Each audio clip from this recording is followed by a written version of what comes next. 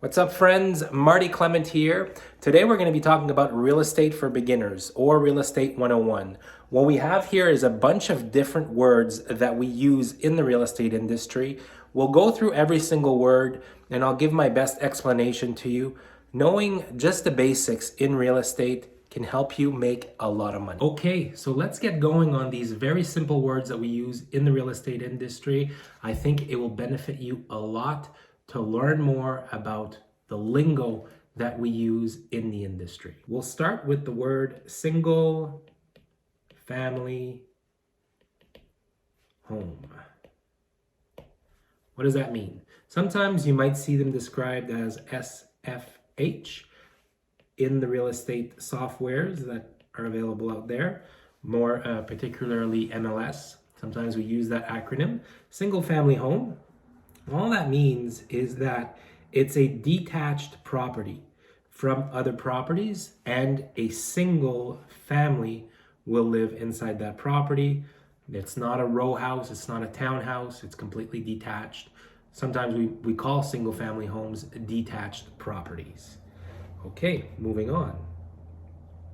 So if something is not a single family home, it could be other things. It could be apartment condos, it could be townhouses. Sometimes we call them row houses. But what does that look like? Well, a row house is very simple. It's one property that is attached to other properties. And we call these row house, or sometimes we call them townhouses. Okay? You could use these words interchangeably. And every unit has its door, and every unit would have its family living inside it, their occupants, right? These could also be condominiums or freehold. So what's the difference between a condo and a freehold property? Well, let's start out with the word freehold. So freehold means that everybody owns their own property. They own the roof, they own the windows, they own the doors, they own all of the exterior covering of the property, they own their yard, everything is theirs. The owner that lives in a freehold property owns all of the belongings inside the property and outside. But you can also own a property in a condominium situation. What does that mean? Well, if you're in a condo situation, yes, you own the inside of your property. So we usually like to say drywall and inside. So anything that has to do with the walls and then the inside is yours when you own a condominium. You own the floor, you own the kitchen, you own the bathrooms, you own all the hardware. But there are things called common elements. And those common elements would be things like the roof, the windows, the doors, the exterior covering, the landscaping of the property, the snow removal, the lawn maintenance, anything that has to do with the landscaping, that is part of the common elements. So what happens is that everybody in the condo has to pitch in some money into what we call a reserve fund.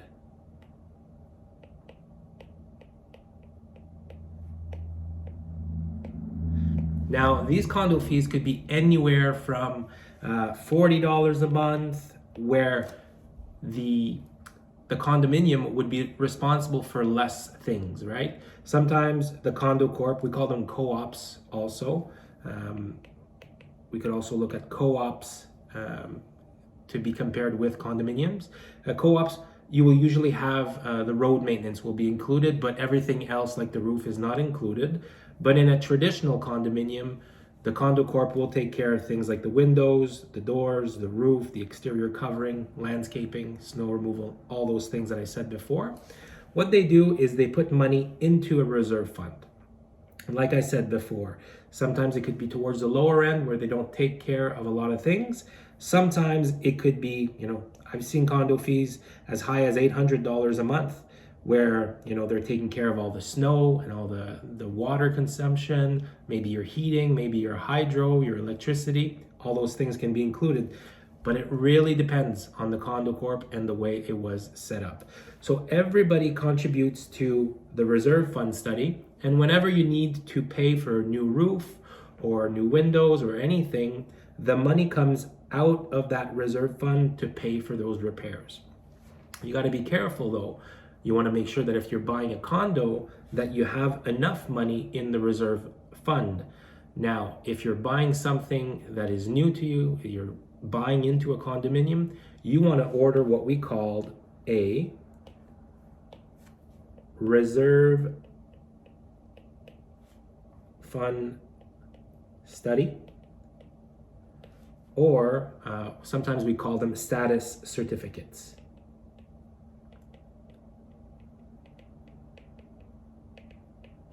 Hope my writing is okay in these. So these status certificates will give you a financial health check of the condo corp, if you will.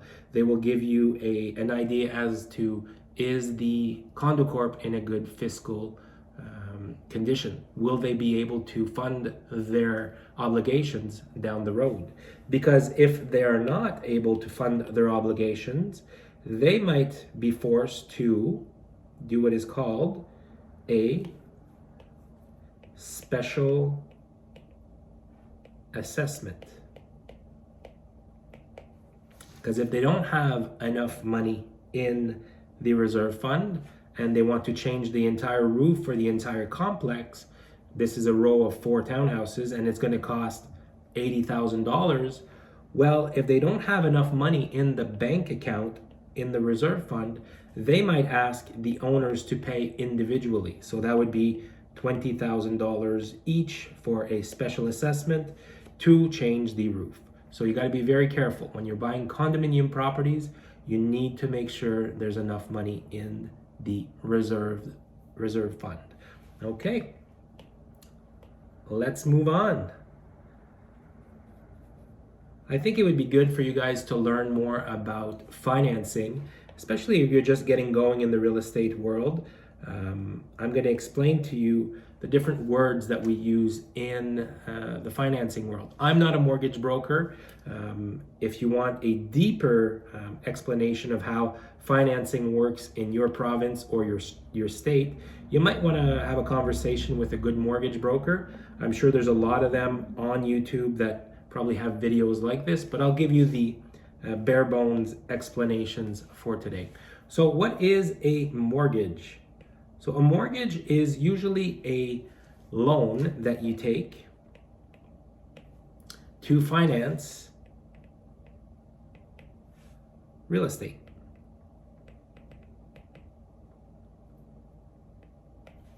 Whoops, okay.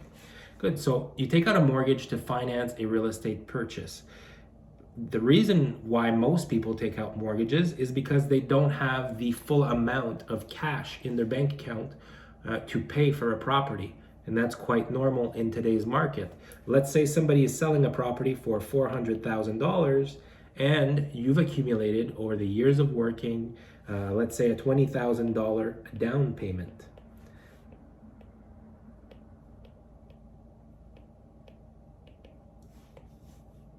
So that $20,000 represents a 5% down payment, DP. We also call it DP in the industry as an acronym, to finance a $400,000 sale price.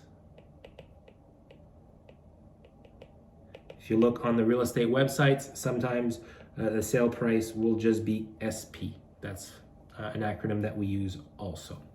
So if you want to finance a $400,000 property and you've got $20,000 down payment, let's take a look at what type of mortgage you'll be getting.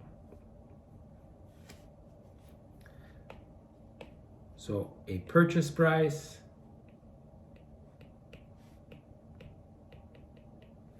of $400,000, we said.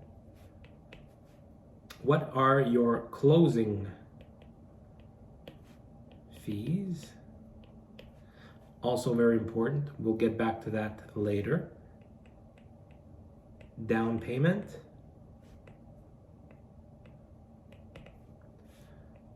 Okay, so we said that you had $20,000.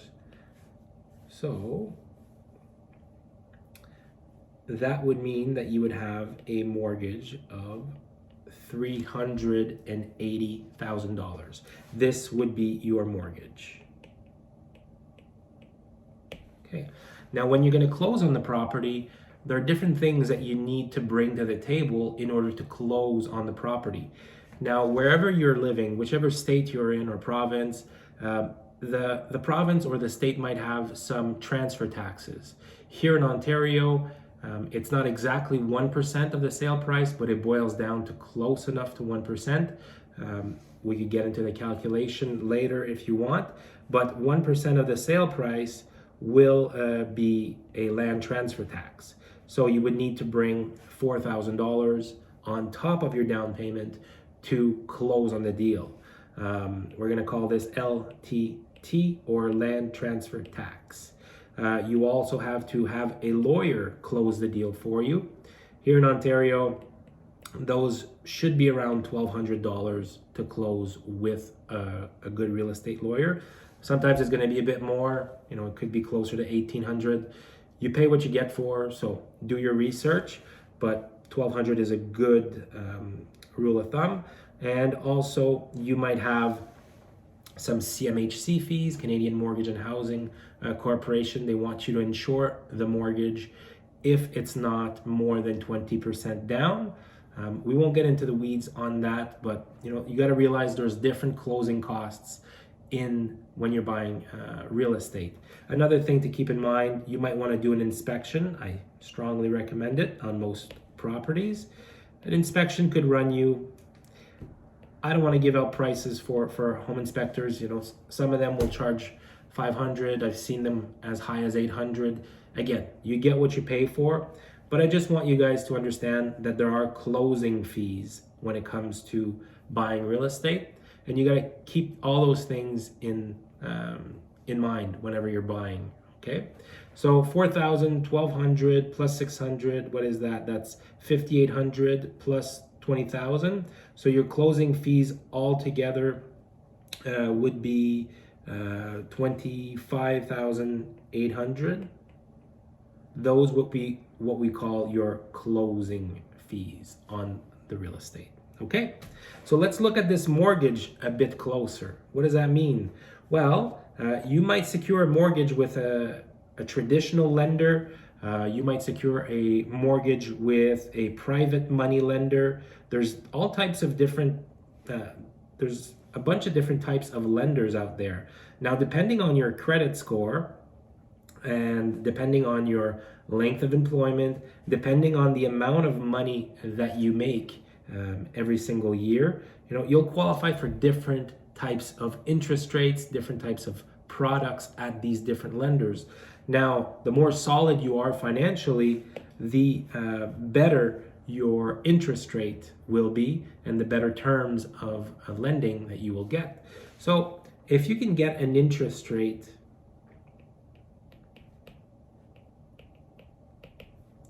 from an A lender, somebody that's got a good credit, you would need to have a good credit, obviously, a good income, low debts, then you would be able to qualify for a good rate today. And I've seen people qualify for rates, a bit lower than this, but 1.99% would be a great interest rate in today's market. You need to negotiate with the bank how long they will lend this money to you, and that is called the term. So most people will lock in their term on a fixed interest rate, 4 or 5 years, give or take. I just recently did a deal where I locked it in for 4 years because they agreed to give me a lower interest rate locked in for that 4 years. Now, history will tell me if that was a wise move or if I should have locked it in for longer. We'll see, but you can negotiate these things. The term of your mortgage can be negotiated. I've seen rates that were offered for all the way up to 10 years, but let's keep within what most people do, and we've got a 5-year term here. Now, the amortization of the mortgage. How long are you going to take to reimburse that capital that you are borrowing?